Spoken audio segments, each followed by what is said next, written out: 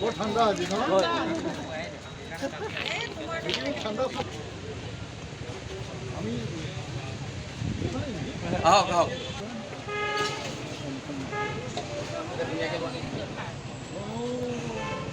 দাদা একেলগে ঘূৰি দিয়ক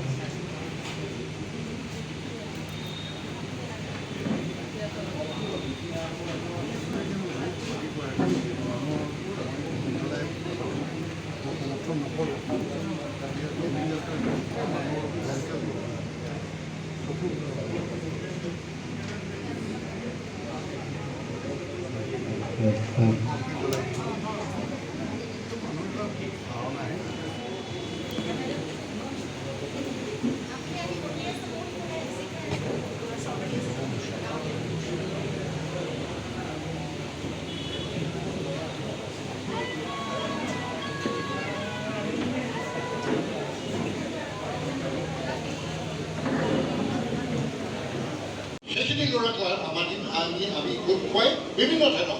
অৰ্গেনিক এগ্ৰিকালচাৰ জড়িত হৈ আছে ফিচাৰী কৰিছে গটাৰী কৰিছে এতিয়ালৈকে কিন্তু ধন ধৰি উঠিব পৰা তথাপি আমি প্ৰয়াস কৰিছোঁ মই নিজক নিজে ভাল নামাৰিলে আমি ট্ৰেক্টৰ চলাইছিলোঁ সেই খেতিত সময় দিছিলোঁ ধান সিঁচিছিলোঁ আলুটোতো বুজিছোঁ আপেল বগৰীটো ৰুইছোঁ গতিকে এই কথাবিলাকতো মই জড়িত আছে এইবিলাক সমাজখনটো নাজানে আৰু গতিকে এইবিলাক কামত লাগি থাকিলে সামাজিক দায়বদ্ধতাটো সকলো ক্ষেত্ৰতে প্ৰতিপন্ন হয় আৰু আত্মবিশ্বাসে ঘৰলৈ উঠে নাটক সৰুৰ পৰা নাটক কৰিছোঁ চিনেমাত মোৰ ছেকেণ্ডেৰী কথা ৰেডিঅ' কৰিছোঁ চব কৰিছোঁ কিন্তু মই সদায় চিন্তা কৰোঁ যে মই পজিটিভ কেৰেক্টাৰ কৰিলেহে যেন ভাল মই নিগেটিভ কেৰেক্টাৰ কৰিলে মানুহে বেয়া পায়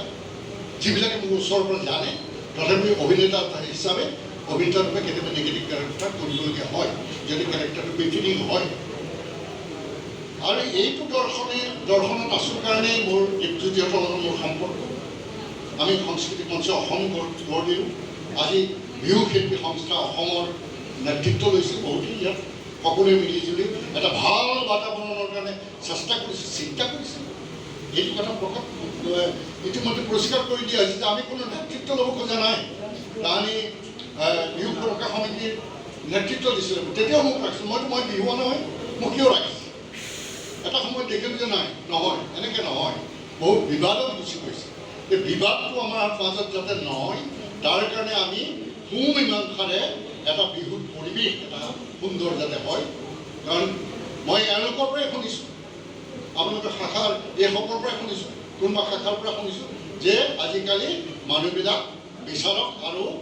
প্ৰতিযোগিতাৰ মাজত এটা সম্পৰ্ক হয় যিটো সম্পৰ্ক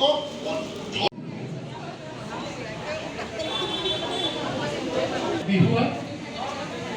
নাট্যশিল্পী বাপী জীৱন নাট্য সমাজৰ লগত মই জড়িত বাৰেচৰীয়া ভাওনা সমিতিৰ মই উপসমিতিৰ সম্পাদক আছিলোঁ আৰু বৰ্তমান ভৰিপুৰীয়া বিভাগৰ উপদেষ্টা ইমানেই মই কৰিছোঁ। ধন্যবাদ দাদা তেখেতক সম্বৰ্ধনা জনাব অনুৰোধ জনাইছোঁ। আমাৰ মাজত উপস্থিত আছে জামুগুৰি হাটৰ অৱগত কৰিবলৈ অনুৰোধ জনাইছোঁ। মই জিতেন শইকীয়া 40 বছৰীয়া ভৰিপুৰীয়া বিহুৱা দলৰ মই 20 বছৰীয়া দলপতি হিচাপে বৰ্তমান আপোনালোকৰ মাজত ধন্যবাদ তেখেতক সম্বৰ্ধনা জনাব অনুৰোধ জনাইছোঁ। বিহু শিল্পী সন্থা অসম শোণিতপুৰ জিলা সমিতিয়ে আজি আয়োজন কৰা বিহু প্ৰতিযোগী আৰু বিচাৰকৰ মাজৰ যি সংঘাত তাৰ নিৰাময় কৰা উদ্দেশ্য আজি আলোচনা চক্ৰখন অনুষ্ঠিত কৰা হয়। উক্ত আলোচনা চক্ৰখিনিত উপস্থিত থাকে বিহু শিল্পী সন্থা অসমৰ সন্মানীয় সভাপতি দীপজ্যোতি হাজৰিকা, বিশিষ্ট অভিনেতা প্ৰাঞ্জল শইকীয়া ডাঙৰীয়া, বিহুৰ সাধক প্ৰাণজিৎ চাংমাই ডাঙৰীয়া, বিহুৱা জয়ন্ত কুণ্ডল ডাঙৰীয়া প্ৰমুখ্যে শোণিতপুৰ জিলাৰ বিভিন্ন স্থানৰ পৰা অহা মুকলি বিহুৰ বিচাৰকসকল, মুকলি বিহুৰ আয়োজক সমিতিসকল আৰু মুকলি বিহুৰ বিহুৱা দলসমূহ আজি সকলোৱে মত পোষণ কৰে যে বিহু যি সংঘাত সৃষ্টি হৈছিলে বিহুৱা দলসমূহ আৰু বিচাৰকৰ মাজত কেনেদৰে নিৰাময় কৰিব পাৰি তাৰ ওপৰত গঠনমূলক আলোচনা কৰা হয় আৰু সকলোৱে মত পোষণ কৰে আৰু অৱশেষত আমাৰ যি উদ্দেশ্য লৈ আমি এই আজিৰ অনুষ্ঠানটি অনুষ্ঠিত কৰিছিলোঁ তাক সফল হ'ল বুলি আমি নিজেই গম পাইছোঁ আৰু সফল সমাপ্তি হৈছে বুলি আমি ঘোষণা কৰিছোঁ।